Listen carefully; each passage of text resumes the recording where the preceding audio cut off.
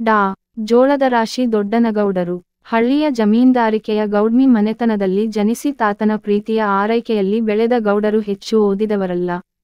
ಚಿಕ್ಕಂದಿನಲ್ಲೇ ರಂಗಭೂಮಿಯ ಬಗ್ಗೆ ಆಸಕ್ತಿ ತಾಳಿ ಓದಿಗೆ ತಿಲಾಂಜನೆಯನ್ನು ಕೊಟ್ಟರು. ಇದು ಇವರಿಗೂ ಬೇಕಾಗಿತ್ತು, ಅವರ ತಾತನವರಿಗೂ ಅಷ್ಟೇ ಸಾಕಾಗಿತ್ತು. ಗಮಕ ಕ್ಷೇತ್ರದಲ್ಲಿ ಅದ್ವಿತೀಯರೆನಿಸಿ, ಸಾಟಿಯಿರದ ನಟನೆನಿಸಿ ಕನ್ನಡ, ತೆಲುಗು ಭಾಷೆಯಲ್ಲಿ ಪ್ರಭುತ್ವ ಸಾಧಿಸಿ ಸರ್ವಶ್ರೇಷ್ಠ ನಾಟಕಕರಾನೆಸಿದ ಅದ್ವಿತೀಯರು ಡಾ. ಜೋಳದ ರಾಶಿ ದೊಡ್ಡನಗೌಡರು. ಇವರು ಜನಿಸಿದ್ದು ಜುಲೈ 27, 1910 ರಂದು ಜೋಳದರಾಶಿ ಗ್ರಾಮದಲ್ಲಿ. ಮನೆಯ ದೈವವಾದ ಚೆಳ್ಳಗುರ್ಕಿ ಶ್ರೀ ಎರ್ರಿತಾತನವರ ಕೃಪಾಶೀರ್ವಾದದಿಂದ ಗಮಕ ಕಲಾನಿಧಿ, ರಂಗನಟ, ನಾಟಕಕಾರ ಶರಣ ಕವಿ ಡಾ. ದೊಡ್ಡನಗೌಡರು ಮೊದಲೇ ಹೇಳಿದಂತೆ ಹೆಚ್ಚಿಗೆ ಓದಿದವರಲ್ಲ. ಸ್ವಂತ ಆಸಕ್ತಿ ಪರಿಶ್ರಮಗಳಿಂದ ಪ್ರಾಚೀನ ಕಾವ್ಯಗಳನ್ನು ಅಧ್ಯಯನ ಮಾಡಿ ಕರಗತ ಮಾಡಿಕೊಂಡು ಗಮಕದ ಮೂಲಕ ಅಪಾರ ರಸಿಕ ಶ್ರೋತೃಗಳನ್ನು ಕಾವ್ಯರಸದಿಂದುಣಿಸಿ ತಣಿಸಿದವರು.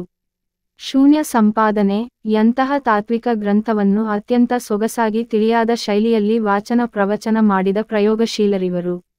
ಖ್ಯಾತ ವಕೀಲರು, ರಾಷ್ಟ್ರವ್ಯಾಪಿ ಕೀರ್ತಿ ಗಳಿಸಿದ್ದ ಶ್ರೀ ಬಳ್ಳಾರಿ ರಾಘವಾಚಾರ್ಯರನ್ನು ಗುರುವನ್ನಾಗಿಸಿಕೊಂಡು ಹಾಗೆ ಅವರ ಪ್ರೇರಣೆಯಿಂದ ರಂಗಕಲೆಯನ್ನು ಕರಗತ ಮಾಡಿಕೊಂಡವರು. ಗಮಕ ಕಲೆಯಲ್ಲಂತೂ ಸಾಟಿಯಿರದ ಗಾಯಕರೆನಿಸಿದರು.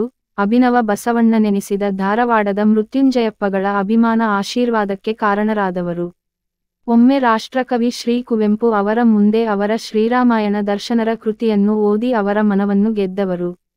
ರಂಗಭೂಮಿ, ಗಮಕ, ಸಮಾಜ ಸೇವೆ, ಸಾಹಿತ್ಯ ಕ್ಷೇತ್ರದಲ್ಲಿ ಸಾಧಿಸಿದ ಅವರ ಅನುಪಮ ಸೇವೆಗೆ ಗೌರವ ಡಾಕ್ಟರೇಟ್ ಸಂದಿದ್ದು ಸ್ತುತ್ಯವೆನಿಸುತ್ತದೆ.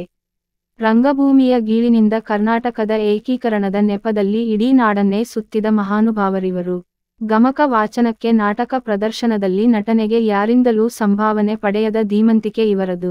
ನಾಡು ನುಡಿಯನ್ನು ಅಪಾರವಾಗಿ ಗೌರವಿಸುತ್ತಿದ್ದ ಗೌಡರಿಗೆ ತಮ್ಮ ಊರೆಂದರೆ ಎಲ್ಲಿಲ್ಲದ ಅಭಿಮಾನ, ಪ್ರಾಣ. ಸತತವಾಗಿ 3 ಬಾರಿ ಗ್ರಾಮ ಪಂಚಾಯತ ಅಧ್ಯಕ್ಷರಾಗಿ ಅವರು ಮಾಡಿದ ಸೇವೆ ಇಂದಿಗೂ ಜನಮಾನಸದಲ್ಲಿ ಅಚ್ಚೊತ್ತಿದಂತಿದೆ. ಊರಿನ ಆರಾಧ್ಯ ದೈವ ಶ್ರೀ ರಾಮೇಶನು ಇವರ ಕಾವ್ಯದ ಅಂಕಿತವಾಗಿ ಹೊರಹೊಮ್ಮಿದ್ದಾನೆ. ಆ ಕಾಲದ ಗ್ರಾಮಾಫೋನ್ ರಿಕಾರ್ಡಿಂಗ್ನಲ್ಲಿ ಗೌಡರ ಗಮಕ ವಾಚನವನ್ನು ಧ್ವನಿ ಮುದ್ರಿಸಲಾಗಿದೆ. ಇವರ ಕನಕದಾಸ, ಕಬೀರ ಪಾತ್ರಗಳನ್ನು ಯಾರೂ ಮಾಡುವುದಾಗದೆಂದು ಸ್ವತಃ ರಾಘವಾಚಾರ್ಯರೇ ಉಸಿರಿದ್ದುಂಟು. ಯಾವುದೇ ಪಾತ್ರವಿರಲಿ ಪರಕಾಯ ಪ್ರವೇಶ ಮಾಡುತ್ತಿದ್ದ ಗೌಡರು ಪಾತ್ರವೇ ತಾವಾಗಿ ಬಿಡುತ್ತಿದ್ದರು.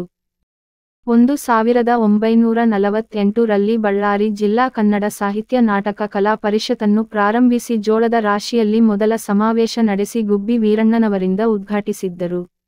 ಇದರ ಅಧ್ಯಕ್ಷತೆಯನ್ನು ಗರುಡ ಸದಾಶಿವರಾಯರು ವಹಿಸಿದ್ದರು.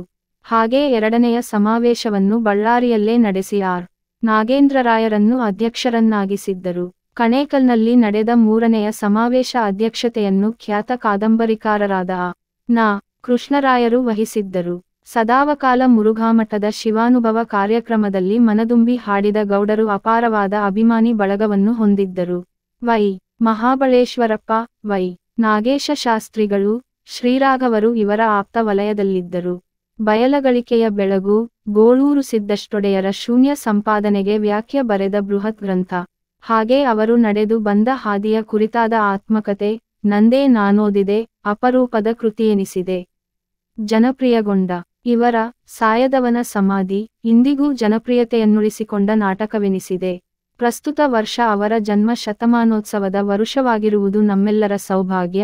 ಶ್ರೀಯುತ ಗೌಡರಿಗೆ ಸಂದ ಪ್ರಶಸ್ತಿ ಪುರಸ್ಕಾರಗಳು: 1966 ರಲ್ಲಿ ಮೈಸೂರು ರಾಜ್ಯ ಸಂಗೀತ ನಾಟಕ ಅಕಾಡೆಮಿ ಪ್ರಶಸ್ತಿ, ವಿಜಯಪುತ್ರ ಆಂಧ್ರ ನಾಟಕ ಕಲಾ ಪರಿಷತ್ನಿಂದ ಕನ್ನಡ ಸಾಹಿತ್ಯ ಪರಿಷತ್ತ ವಜ್ರಮಹೋತ್ಸವದಲ್ಲಿ ಗೌರವ, 1983 ರಲ್ಲಿ ಕರ್ನಾಟಕ ಸಾಹಿತ್ಯ ಅಕಾಡೆಮಿ ಪ್ರಶಸ್ತಿ, 1985 ರಲ್ಲಿ ಗುಲ್ಬರ್ಗಾ ವಿಶ್ವವಿದ್ಯಾಲಯದಿಂದ ಗೌರವ ಡಿ. ಲಿಟ್, 1986 ಕರ್ನಾಟಕ ರಾಜ್ಯ ಪ್ರಶಸ್ತಿ, 1987 ತೆಲುಗು ವಿಶ್ವವಿದ್ಯಾಲಯ ಹೈದರಾಬಾದ್ ಗೌರವ. ನಾಡಿನ ನಾಟಕಾಭಿಮಾನಿಗಳಿಂದ ಹಲವಾರು ಪ್ರಶಸ್ತಿ ಪುರಸ್ಕಾರ ಪಡೆದ ಗೌಡರು.